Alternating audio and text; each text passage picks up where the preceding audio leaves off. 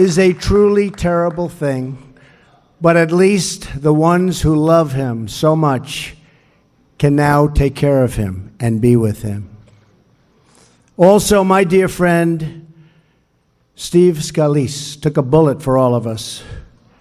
And because of him and the tremendous pain and suffering he's now enduring, and he's having a hard time, far worse than anybody thought, our country will perhaps become closer, more unified, so important.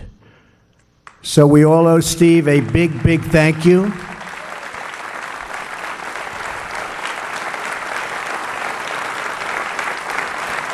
And let's keep the Warmbier family and the Scalise family and all of the victims of the congressional shooting in our hearts and prayers. And it was quite a day, and our police officers were incredible, weren't they? They did a great job. Good job. And let us all pray for a future of peace, unity, and safety for all of our people. Thank you. And for Cuba. I am so thrilled to be back here with all of my friends in Little Havana.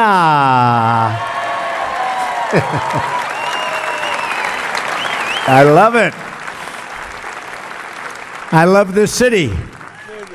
And one of the big thank you. Thank you. Now, this is an amazing community. The Cuban American community. There's so much love. I saw that immediately. Thank you, darling. Oh, do I love you too.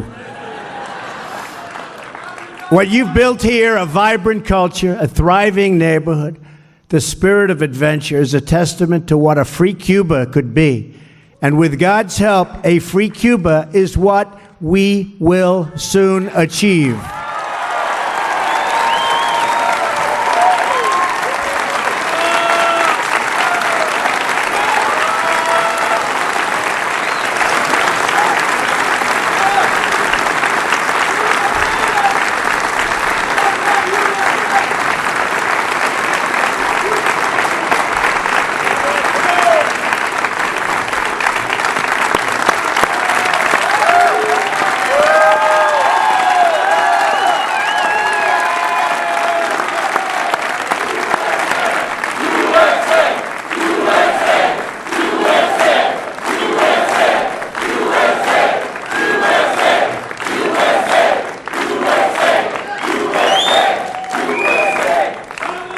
And I don't even mind that it's 110 degrees up here.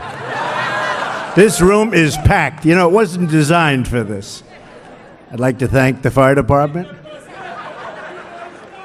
We are delighted to be joined by so many friends and leaders of our great community. I want to express our deep gratitude to a man that's really become a friend of mine. And I want to tell you, he is one tough competitor, Senator Marco Rubio. Great guy. He is tough, man.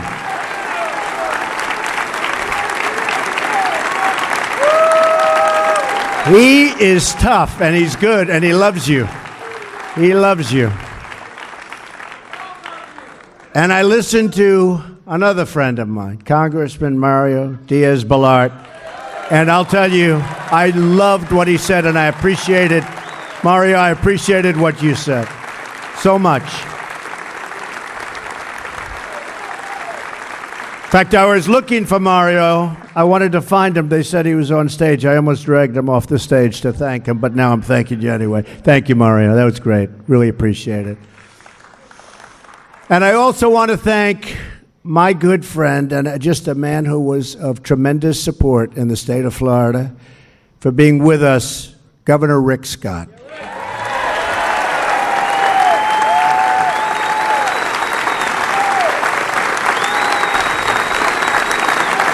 Great job. He's doing a great job.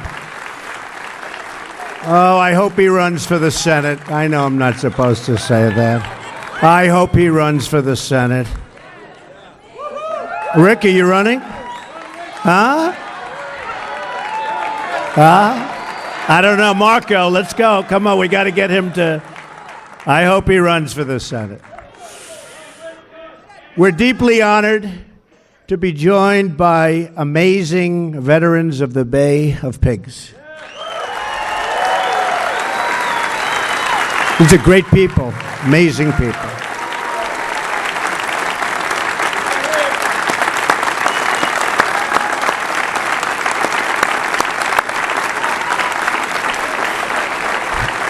I have wonderful memories from our visit during the campaign. That was some visit. I was right before the election.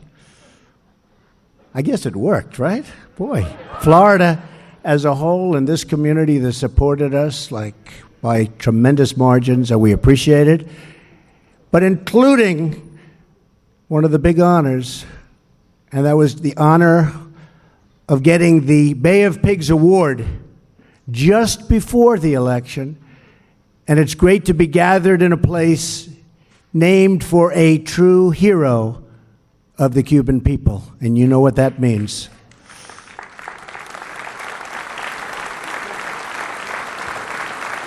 I was also looking forward to welcoming today two people who are not present. Jose Daniel Ferrer and Berta Soler were both prevented from leaving Cuba for this event. So we acknowledge them. They're great friends, great help. And although they could not be with us, we are with them 100%. Okay? We are with them. Right? Finally, I want to recognize everyone in the audience who has their own painful but important story to tell about the true and brutal nature of the Castro regime. Brutal. We thank the dissidents, the exiles, and the children of Operation Peter Pan. You know what that means. And all who gather in the cafes, churches, and the streets of this incredible area and city to speak the truth and to stand for justice. And we want to thank you all for being a voice for the voiceless. There are people, it's voiceless, but you are making up the difference, and we all want to thank you. This group is amazing, just you are an incredible group of talented, passionate people. Thank you. Credible group of people. Many of you witnessed terrible crimes committed in service of a depraved ideology. You saw the dreams of generations held by captive. And just literally, you look at what happened and what communism has done. You knew faces that disappeared, innocents locked in prisons, and believers persecuted for preaching the Word of God. You watched the women in white, bruised, bloodied, and captured on their way from Mass. You have heard the chilling cries of loved ones or the cracks of firing squads piercing through the ocean breeze. Not a good sound. Among the courageous Cuban dissidents with us on stage here today are Carrie Roque, who was imprisoned by the Castro regime 15 years ago.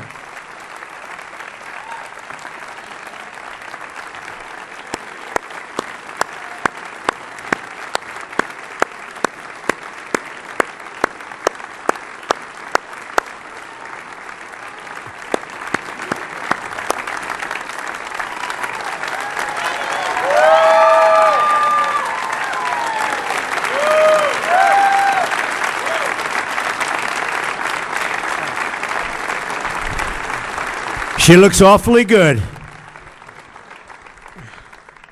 Thank you, Mr. President. Thank you, Mr. Vice President. Thank you, Marco Rubio, Mario Diaz-Balart. Thank you, to all the men and the Cubans who fight, no matter what the times can be, for the Cuban liberty. On behalf, Mr. President, on behalf of the Cuban people, the people inside my eyes, my homeland, thank you. Thank you, and we appreciate your love. Thank you. Wow.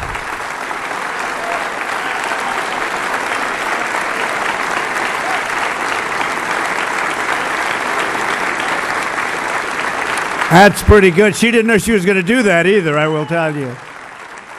Thank you very much. Antunes, imprisoned for 17 years. Where is he?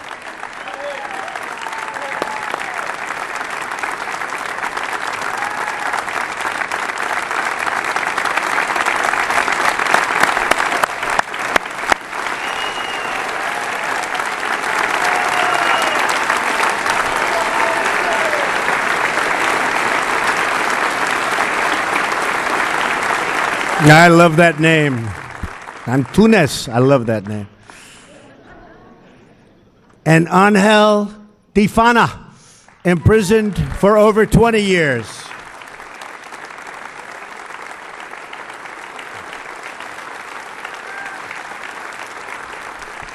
Thank you.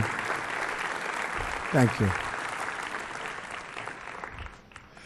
Very brave people. The exiles and dissidents here today have witnessed communism destroy a nation, just as communism has destroyed every single nation where it has ever been tried.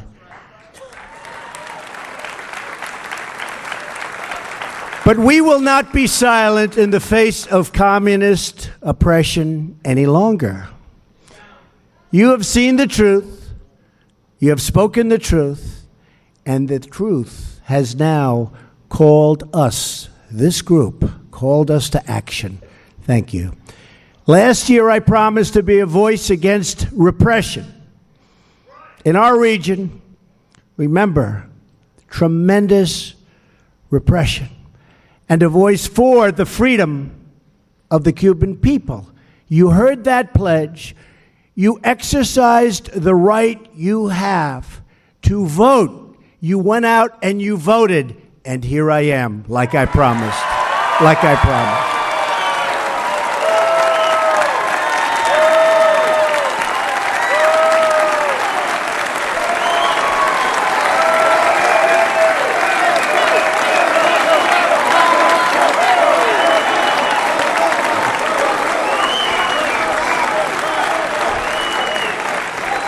I promise you, I keep my promises. Sometimes in politics, they take a little bit longer, but we get there. We get there. Don't we get there? You better believe it, Mike. We get there.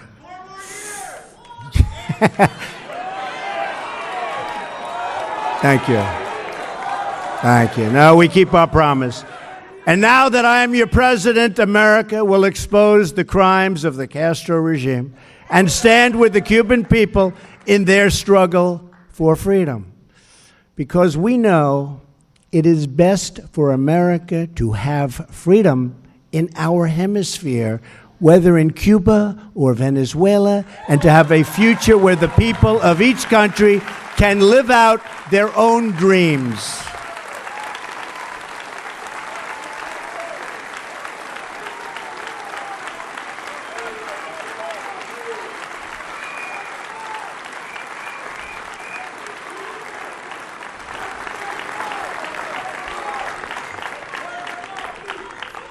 For nearly 6 decades, the Cuban people have suffered under communist domination. To this day, Cuba is ruled by the same people who killed tens of thousands of their own citizens, who sought to spread their repressive and failed ideology throughout our hemisphere, and who once tried to host enemy nuclear weapons 90 miles from our shores. The Castro regime has shipped arms to North Korea and fueled chaos in Venezuela. While imprisoning innocents, it has harbored cop killers, hijackers, and terrorists. It has supported human trafficking, forced labor, and exploitation all around the globe. This is the simple truth of the Castro regime. My administration will not hide from it, excuse it, or glamorize it. And we will never, ever be blind to it. We know what's going on, and we remember what happened.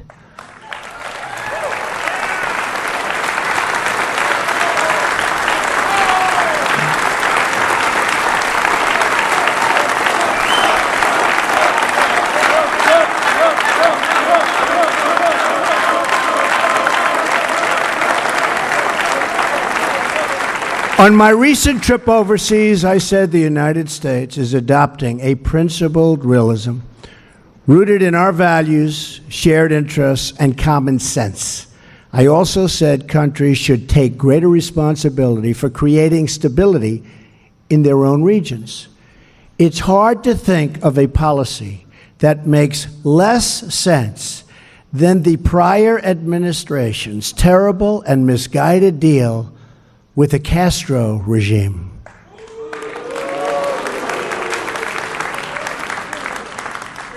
Well, you have to say the Iran deal was pretty bad also, at all further. Let's not forget that beauty. They made a deal with a government that spreads violence and instability in the region, and nothing they got. Think of it, nothing they got. They fought for everything, and we just didn't fight hard enough. But now, those days are over. Now we hold the cards.